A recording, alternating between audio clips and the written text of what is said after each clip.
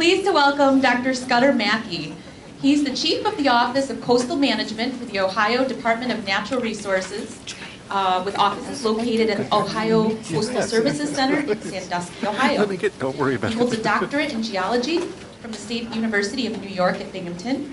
He has expertise in conservation geology, aquatic habitat characterization, nearshore coastal processes, fluvial sedimentology, hydrology, aquatic invasive species, and geospatial mapping.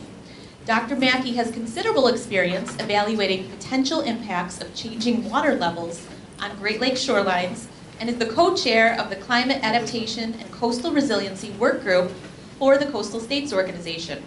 He's also the author of the Midwest Region's Coastal Systems Chapter for the National Climate Assessment. I will hand it over.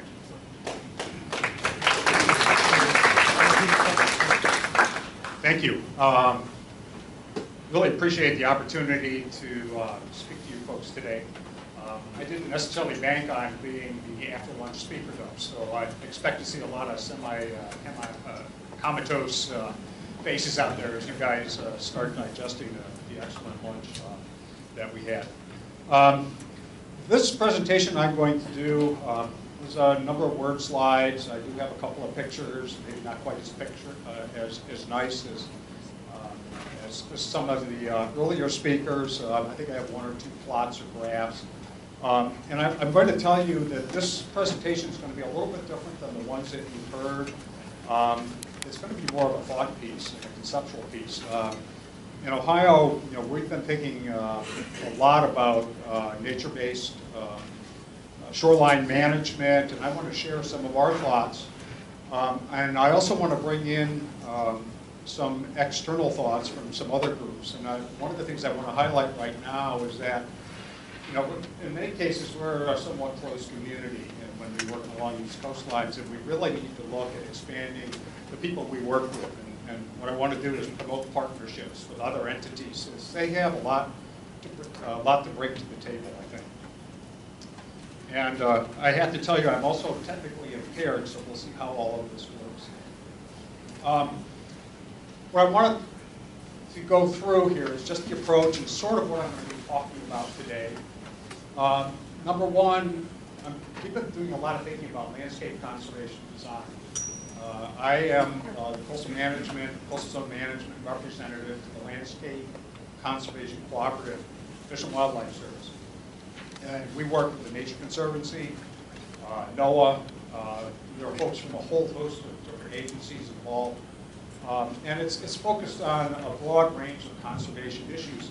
But they're developing what they call a landscape conservation design process, which I think right now we are focusing on coastal wetlands in the Great Lakes region with this process. But I've been able to take some of those concepts and apply them to coastal systems. Okay? And it's a little bit difficult to describe. I'll do my best to say what it is. I could probably spend a couple hours on the process, which is really not worth our time. But then I have a couple of examples, and this is what I have put up on the slide here, where I say you know it when you see it. Okay? So by examples, what I want to do is illustrate landscape conservation design principles, but also want to highlight some of the tools that we've been developing in our coastal management program in Ohio to apply to the coastline, which may help you think about the tools and the types of data and or data gaps that we have in order to do some of the things that we're talking about. I'm also going to be focusing on sand resource management. The Pete's presentation and the other presentations, I think that's incredibly important. We certainly recognize it since we have a very sand-poor coast in Ohio. And I'm also going to focus on nearshore and coastal habitats. I have in parentheses fisheries there. And this I'll get to in a few minutes, but we really need to think about why are we doing nature-based shoreline restoration? Or why are we doing nature-based shoreline management? I'm not sure we're very good at setting goals and objectives. What are we trying to accomplish when we do this? Okay? And I think a lot of the efforts, at least in my opinion, a lot of the efforts are very good. They're low-hanging fruit. I don't think we shouldn't do them. But I think we can do a much better job at linking these things together so the benefits, we maximize the benefits from the projects that we do. And then fundamentally, the message is that we need to maintain those natural coastal processes. And I think this came through in a number of the earlier presentations. It's a fundamental component of nature-based shoreline management. Okay, landscape conservation cooperative, landscape conservation design. Basically what it requires is establishment of a clear set of goals, objectives, priorities. And I'm not sure we do that all that well in our coastal systems, okay? And there's a process that is being developed internally. It's still a work, still in process if you want, but it's something that I think is very, very important. And the idea behind the landscape conservation design is to maximize the benefits of doing projects and linking those projects together in a way that really enhances ecological functions or the socio-economic benefits or water quality benefits, okay? And specifically what we're focusing on in the work we're doing in the Midwest Coastal Systems Conservation Workgroup is we are developing methods and tools and actually have funds going toward that work to identify potentially restorable wetlands. And we have a geographic area that goes from Saginaw Bay, Lake Huron, down through the connecting channels, Lake St. Clair, into the western basin of Lake Erie. So we are looking at potentially restorable wetlands at landscape scales. How can we connect the wetlands that we restore together to produce benefits that are greater than just the individual wetlands themselves? It's about connectivity, it's about habitat pattern, it's about habitat fragmentation. It's how water moves across the landscape through these systems. That's the type of thing we need to think about. We also need to think about what are we trying to accomplish. My interest from Ohio, we have harmful algal blooms in the western basin of Lake Erie. So what I'm hopeful in a year or two, when we get this process together plus some other work done, that we'll be able to actually put together a plan to restore wetlands in a way that basically maximizes phosphorus and nitrogen reduction down in lower portions of our watersheds. Can we reduce those loadings? Because that's what's in part driving the harmful algal blooms. It's not the only thing to do, but it's one of several different things that we can do. So that would be a goal or an objective. Clear path, clear vision of where we want to be. We think about coastal management and coastal systems. This is just a couple of what I think are the important components that we think about, at least in our shop, and I think you do as well, and much of which has already been discussed here. Coastal sand resources, nearshore and coastal habitats. Nearshore water quality is really important. And we think a lot about functional ecosystems, however we want to define those. But we're also very much interested in the socioeconomic benefits, public health and safety, and I'm sort of rolling in infrastructure. Okay? Public infrastructure, private infrastructure. There's an economic element to that. Water resources, both quantity and quantity, okay, and quality. Ecosystem services, and there's a whole range of different types of ecosystem services. You know, they focus on benefits of habitat, or fisheries, or waterfowl, or wherever you want to go. And then we also have commercial and recreational navigation. And again, this is not an exhaustive list by any means. It's just a couple of hot button things that we've been thinking about recently.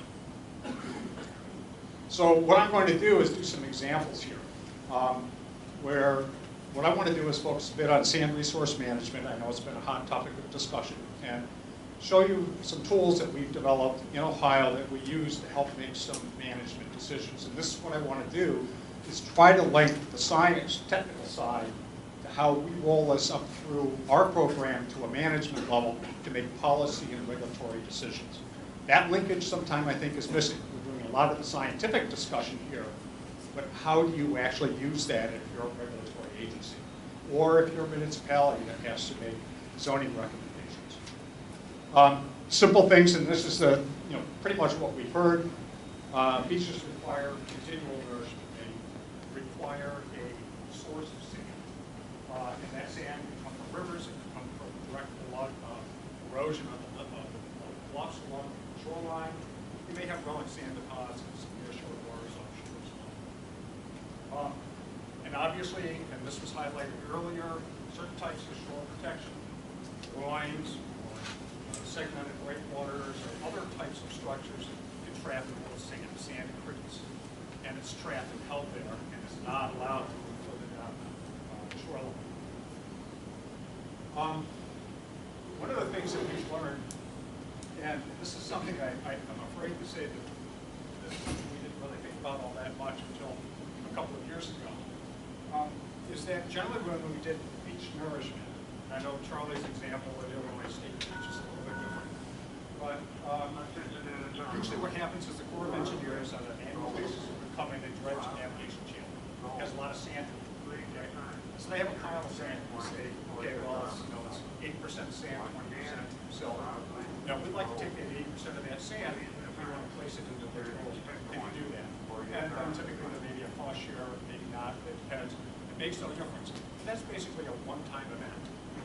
So you place the sand there, you said, oh, we did beach nourishment, or we augmented sand in the littoral zone.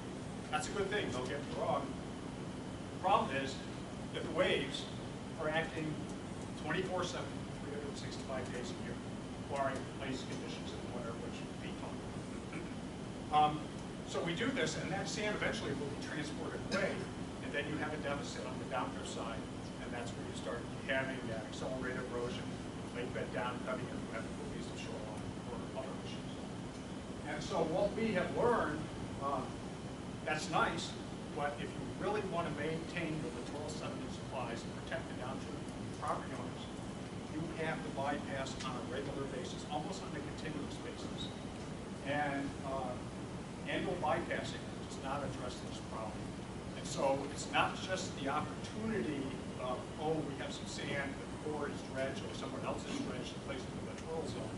It's something that we have to do on a much more active, in a much more active way. And what we have done is we developed a set of tools, and I'm going to talk about one of them here called the Textual GIS tool that we use on the Ohio Lake Erie shoreline to actually predict what those volumes are going to be. So that if the project is proposed, we know it's going to trap sand, we can actually estimate how much sand is going to be trapped and how much are they going to be required to bypass as part of our regulatory permit process. An example that I want to give, and this is also an example of landscape conservation design. They all sort of come together here. Lake Metro Parks in Lake County, Ohio. It's in northeast Ohio. I'll have a map in a second. We have over the last 7 to 10 years, the HELP program, AOC program, and other sources, some GLRI monies, actually passed through on the order of $6 to $7.5 million for property acquisition.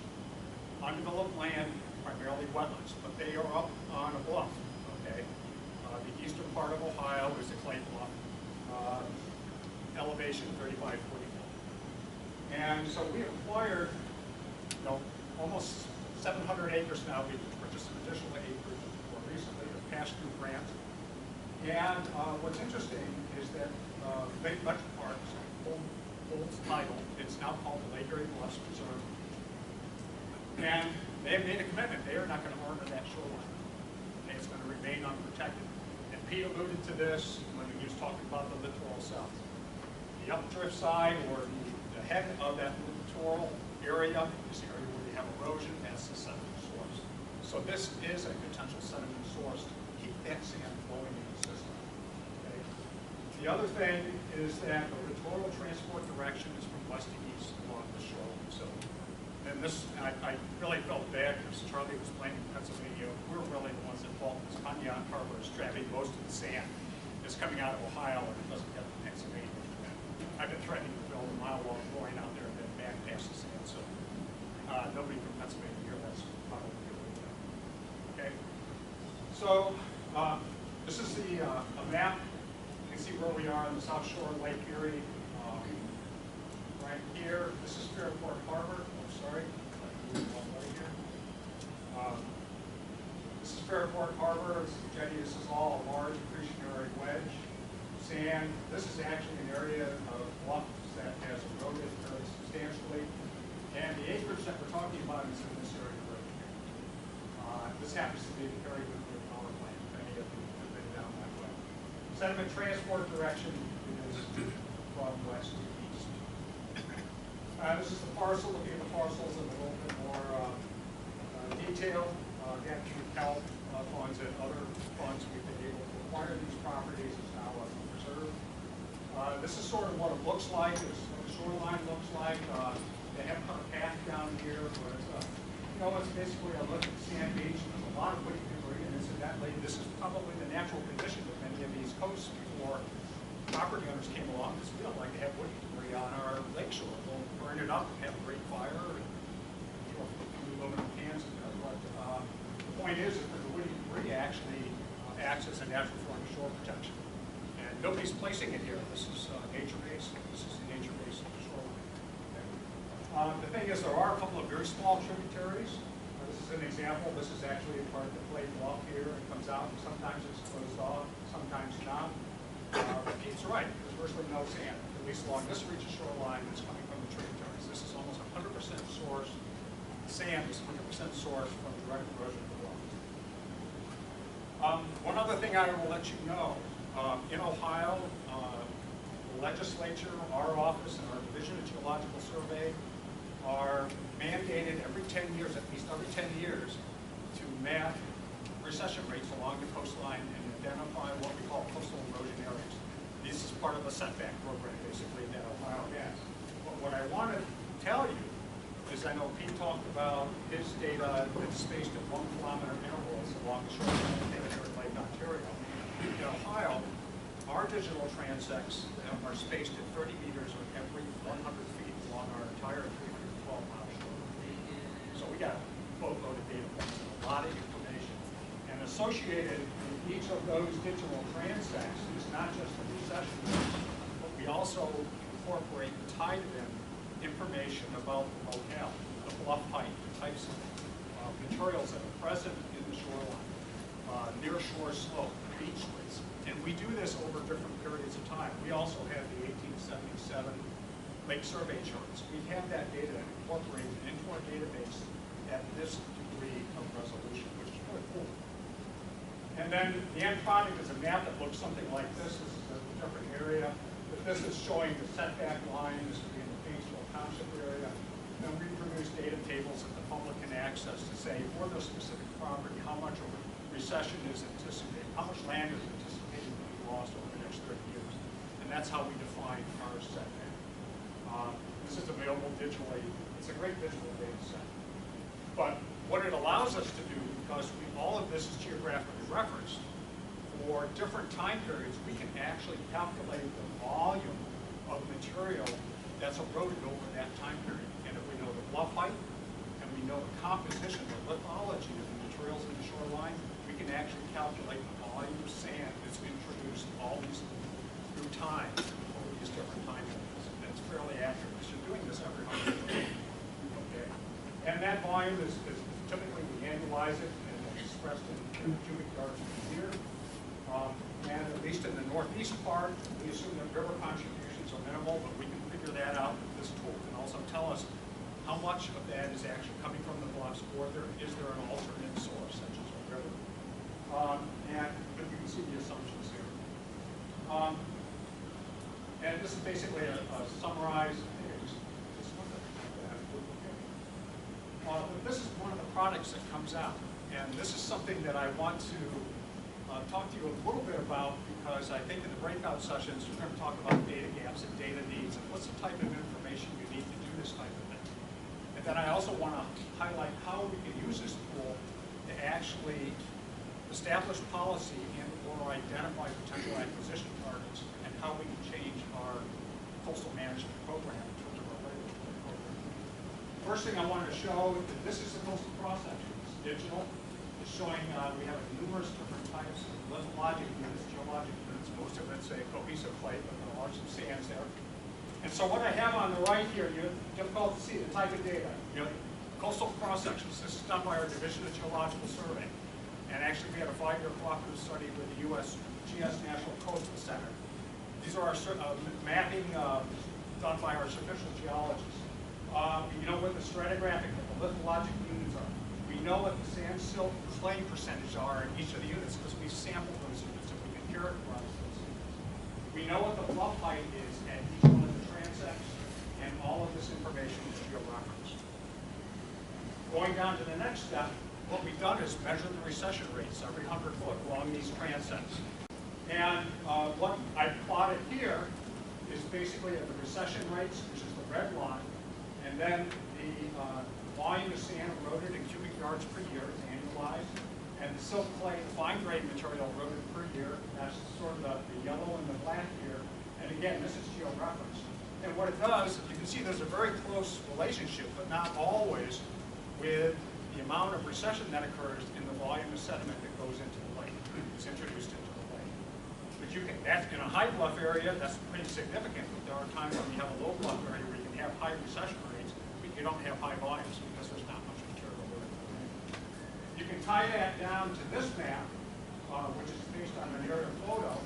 What the information we have here, this is Nearshore substrate data. Different colors out here, done by collected by samples, historical samples, but also side scan surveys that we along the coast. There's also the 1 meter NOAA bathymetry. Nearshore bathymetry is a data gap. LIDAR is really great, but in Lake Erie, our water quality is so great, I don't think the energy, they really can't penetrate to the bottom, so we have gaps. This sort of pink line here is the crest of the bluff, and you can see all these little purple things here. It's pretty fuzzy. Those are the individual transects. And what we've done is actually, this is the location of the property that was acquired, and what you want to see, that this is a major eroding area and a potential source. So by acquiring this property, this is part of that landscape conservation design approach. We acquired this property. There are wetlands and public access benefits to that, but we have coupled that or connected that to coastal processes. This region, so probably about almost 10,000 feet in terms of the shoreline length, will never be armored, and it will continue to supply sand to the system, which will, the sediment transport, which will go all the way eventually to the northeast until it goes into the sink, which I can remember what I think it probably asked you to do was either Geneva State Park or asked you to do one. But this is an example of how you have a tool, and by using this tool, you can identify reaches of shoreline. What are the critical source areas, and are those source areas potentially, can they be protected or managed in a different way from a regulatory approach? And say, along that reach of shoreline, we will not authorize a shore protection structure. Is that something we could do? Yes, it is. That may not be popular, but we would have a resource justification for doing that. They've done something similar in Wisconsin, north of Racine. There's a reach of shoreline that's unprotected, and that actually provides the sand to the Racine North Beach. So where are we taking this? With this type of information, what we can do, well, we're going to be basing our regulatory decisions with respect to sand resource management on the potential impact of certain shoreline activities. How is this going to impact the sand resource? And what we're going to do is that projects that trap sand, and we're talking about, this is the infamous North Perry site, which Charlie's worked on, and this is actually Madison Township, where we have a series of breakwaters here. Both of these projects have mandatory sand bypass plans, where they are required to do monitoring every year, and to every year, or even sooner than that, multiple times a year, to bypass sand around their structures to maintain the littoral sediment transport. And the kicker here is that the local, whoever has these properties, if the municipality or whatever, and we've had to deal with this already, refuse to make that long-term financial commitment, we will not issue permits for that type of project, and they're going to have to put in something different than investment trends. So this is how we're going to modify our regulatory program to protect the sand transport, to protect the littoral system. Okay. The other thing is that textual GIS tool that I was talking about. If you were to propose a structure like this, we could actually estimate what the sand volume would be that would be accreted over time on an annualized basis. Now, you have to make assumptions about lake levels and whatever, but you can get a pretty good handle on that. And if you know the cost per cubic yard, you can estimate up front and say, you are committing yourself to X amount of an expenditure per year if you want to go this route. The This is the only way we can protect our coastal systems. Okay? This is the only way we can work. Let's go to the fisheries side. Now I'm going to take you down a completely different path than where we've been before. We just talked about something that the other speakers have been referring to. And this is what I mean, environmental principles, different type of landscape. When I'm talking about landscape, earlier I was talking about the geographic landscape, how do we connect things together. I'm talking about here more of an ecological landscape. And this ties into goals and objectives that I don't think we do all that well. It's interesting, the Nature Conservancy is very much focused on biodiversity, and that's a good thing. I talk with my fisheries biologists in the Ohio Division of Wildlife, or I talk with the fisheries biologists in the Great Lakes Fisheries Commission, who I work with very closely. Are there fisheries biologists in the room at this event? Anybody? One? Yes. Okay, good. You can correct me on this, but and you may have seen or may not have seen. I'm working with Roger Knight and John Detmers in the Fisheries Commission. I don't know if you know them or not. Okay. But the point is this. Are all the projects we do, nature-based projects along the shoreline, are they all supposed to be for promote biodiversity? Does that make sense? I'm not saying it's a bad thing, I'm just saying, does that make sense? Or do we have to, are there other just as valid goals and objectives for certain types of projects? And do we know why we're actually putting the structures in or modifying the shoreline for certain benefits? Do we know what those benefits are really on? That's the question I'm asking. And does it fit within a broader pattern, and how does it support the overall resource, ecological resource? This hard questions to answer. And so this is a discussion I've had with the Fisheries Commission. They're coming up with a new set of environmental principles. So this is a different type of framework to think about this. I'm not saying this applies to everything, but it's just an example of thinking a little bit differently than we had in the past. Is it all about biodiversity? Well, biodiversity is important. Could it be about something else? Yes. In this case, sustainable fishing in the Great Lakes, economically important. Sport fishing, commercial fishing. What do we know about nearshore habitats? Not a whole hell of a lot. We'll get into that in a second. So the objectives, sustainable fish protection.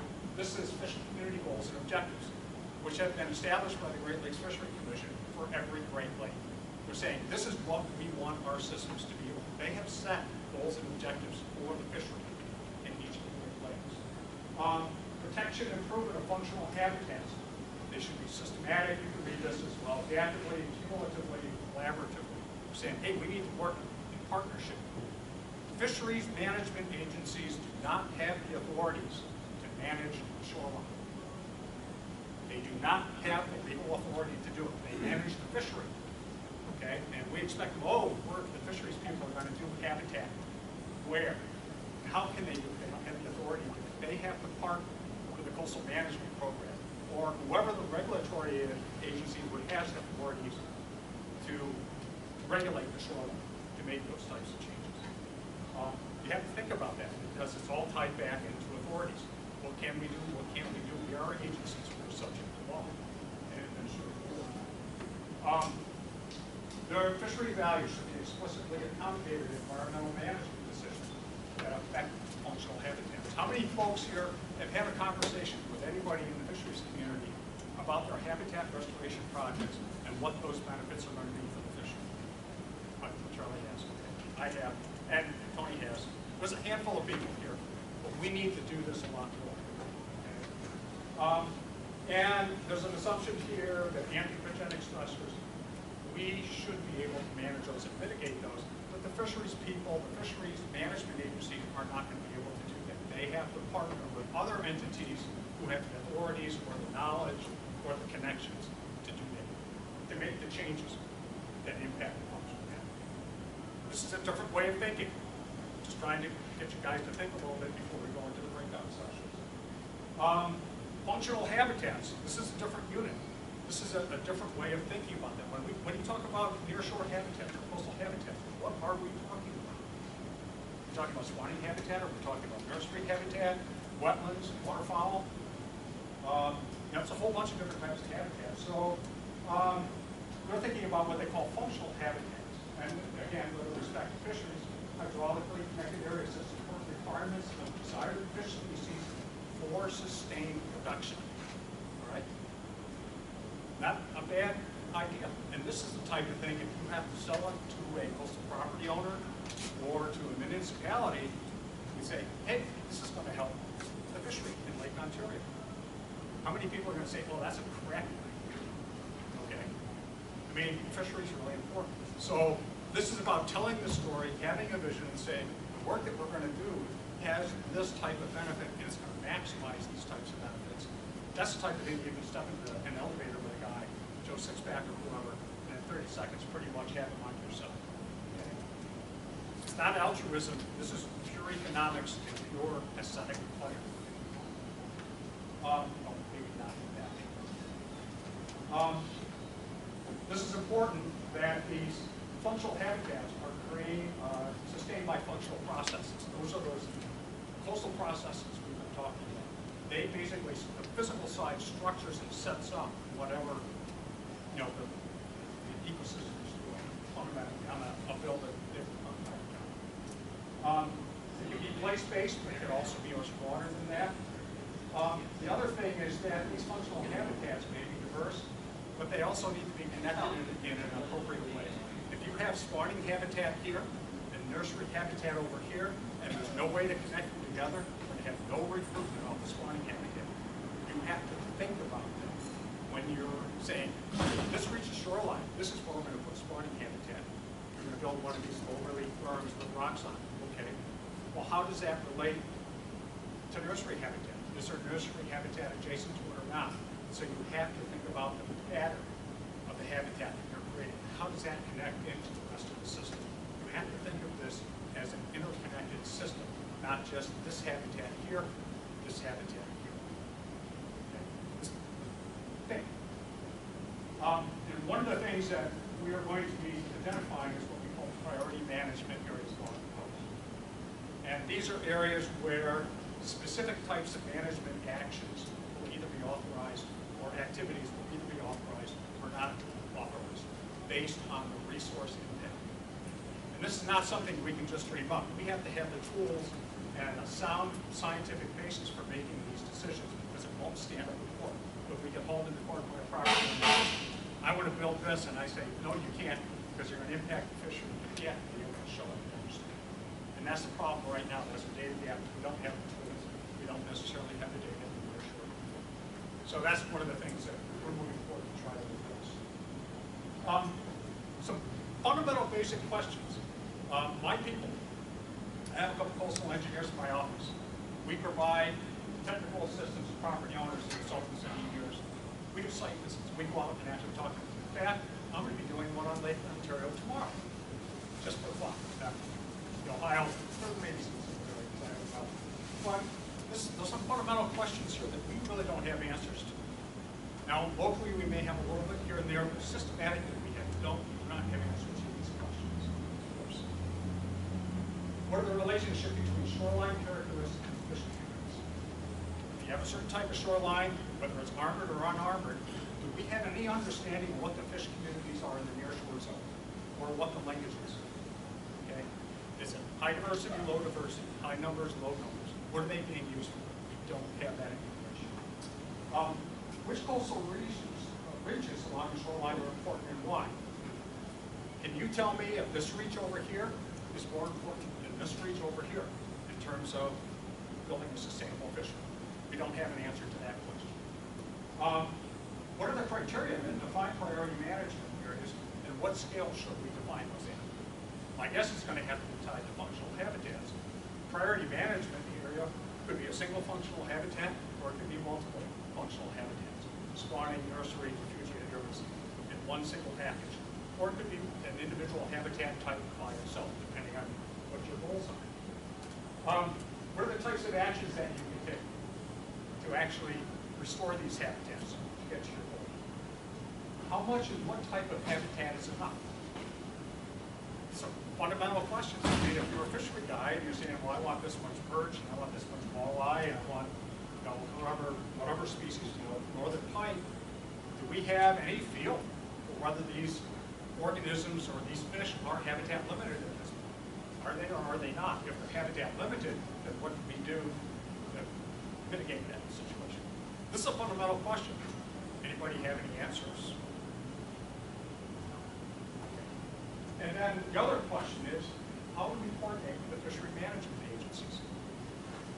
We don't do a real good job. So this is sort of the path that we'll go through. The idea is to incorporate functional habitats into priority management areas. In Ohio, we're going to institutionalize this. We are going to incorporate this into Ohio Revised Code. We're going to put it in our administrative rules. I want my coastal engineers, my people, to think about this as a way of doing business every day when we evaluate proposed projects along the shoreline. But I need to get the data, and I need to get the guidance and and the other thing that's really important, we have to have a culture change, because right now we do things property by property and it's a silo mentality. And the other thing, and actually this is something I threw in there because I was talking to someone from DEC last night, I think that regulatory reform must occur concurrently as we move forward in promoting these nature-based projects. Because you will find, and I know in the state of Ohio right now, our own internal regulations, Ohio EPA and ODNR, and of course, in part, a little bit less working with the vets. I have to be careful because we do work with Buffalo District.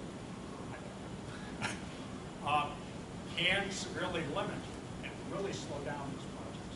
And so we need to think about and redesign our regulatory programs with either regional blanket types of authorizations or different types of authorizations that recognize the specific benefits that come out of this type of activity. And it's something that we has high-level support in the state of Ohio right now, in the director's office and in the governor's office. So we're thinking about that. And it's a collaborative effort on the bottom. I hope we go to that. So how do we go about moving forward? These are the types of things we're going to be looking at. Geographic distribution, functional processes. We have to identify them. We have to evaluate them for various life stages of the fish, from after they come out as fry and as they go through the life cycle.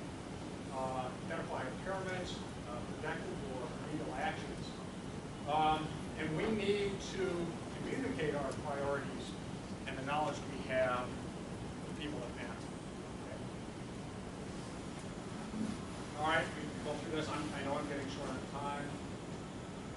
And some initial results. We've been doing this work for a couple of years now. Modification of shoreline alterations affect fish species diversity and abundance. This is one of the things we found. We have people out in the field at multiple sites sampling now. This was in the Western Basin. We're now expanding into the entire Ohio Lake shoreline. 3-year project funded through NOAA with $100. Armoring alters the fish community diversity response variable. One of the interesting things is that the shoreline, terrestrial vegetation, has a positive effect. We're not talking about in water, we're talking about just having some vegetation just sticking out of the rocks. Adjacent to the water, we saw significant increases in fish diversity, fish community diversity, species richness. Why? We don't necessarily understand, but as a manager, the point is that as long as that correlative relationship is true, I don't necessarily care about the science. I'm chucking the Ph.D. right now. I'm saying if it works, then I can talk to my coastal property owners. The problem is that we don't. If I talk to a coastal property owner or a consultant and I need to give him guidance, technical information, he's going to ask me, well, what percentage of the shoreline has to be vegetated? Is it trees? Is it scrub brush? We have no idea. And this is the work that we're doing right now. We're trying to get more specific information that we can incorporate. We cannot put together guidance documents. I go to our fisheries people and I say, can you tell me this reaches shoreline? What sort of habitat should I put in there?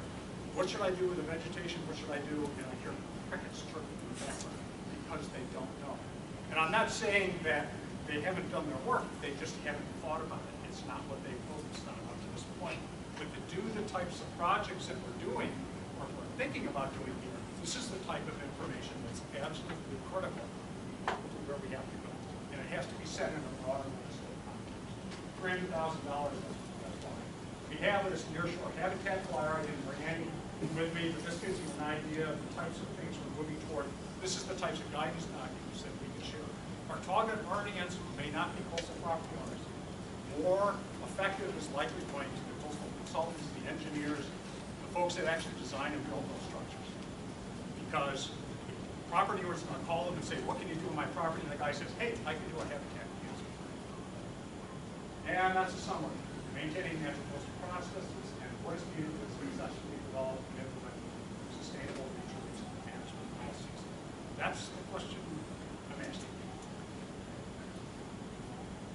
And we have done other things here. I'm not going to go through many case studies, but this is an example of some of the other types of things. That's a floating wetland, and we've done food restoration, and all sorts of other things.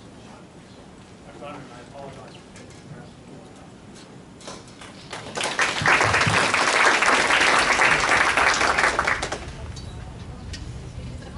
Oh, there can't be any questions. Hey, Scudder. Yeah, Tony. I'm sorry that Diane walked, but she didn't ask me to ask this question. But I know she's also been thinking about, from the district's point of view, under what state-approved regulatory regime would be, make it easier to create incentives for people. So that's important. But and if there's any other way, as your team is putting together these ideas, if and when we would be welcome to be part of it. Being able to understand what the goals are ahead of time by helping us plan for lots of different things, including the regulatory version of an incentive or a disincentive program, not a regulatory dollar, a disincentive, but it's fast. Understood, yeah, and there has to be close coordination. I know, I have talked to Diana in the past, and there has to be very close coordination between the regulatory agencies. And I say internally, we're looking at completely revamping our regulatory program to take these types of projects in the ground. And I heard the term used earlier, greenwashing. We don't want to go down that path where if it's green, it's good, and if it's not. It has to be set in a much broader, in that, an intelligent context, okay, in terms of how we do this. But we need to be able to, facilitate these types of projects and encourage these types of projects. One other thing I want to share with you, whatever you do here along the Lake Ontario shoreline, don't do what Ohio has done. I will tell you that approximately, I think it's about 75% of our shoreline is already armored. Okay? Approximately 80% of our shoreline is in private hands.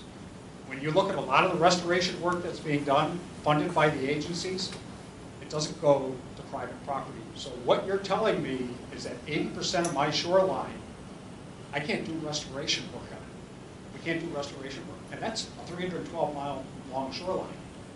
That sucks, excuse my language. That's just not a good thing. So one of the things we're looking at, is there a way that we can promote this on a property by property basis? Because that's how we actually screwed up our shoreline. We looked at and allowed these things to happen on a property by property basis. So is there a way that even though we're not necessarily using state or federal funds, that we can provide technical support and guidance? And I know we've had conversations with the Nature Conservancy. Maybe some sort of a mitigation bank program or something, and there were some other discussions of alternative sources of funding to do this. But we need to be able to work with private property owners as well as the public entities in order to do this restoration.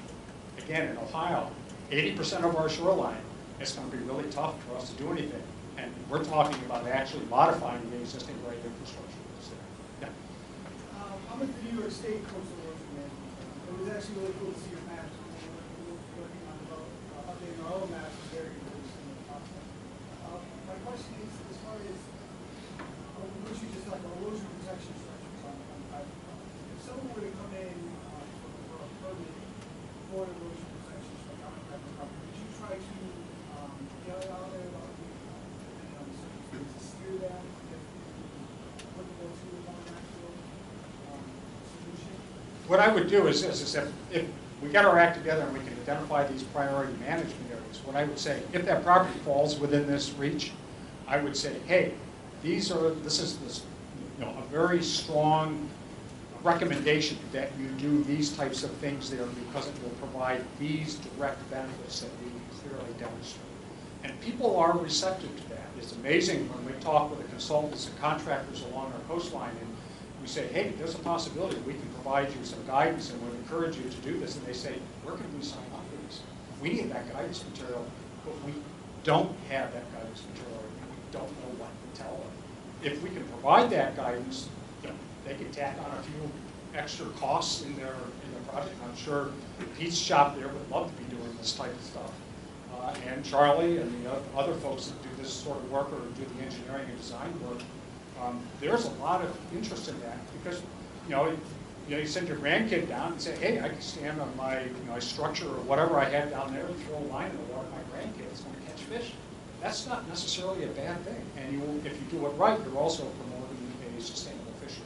In this example, there are other types of goals along various reaches of shoreline that you could establish as well. This was just an example of sort of what you have to think about.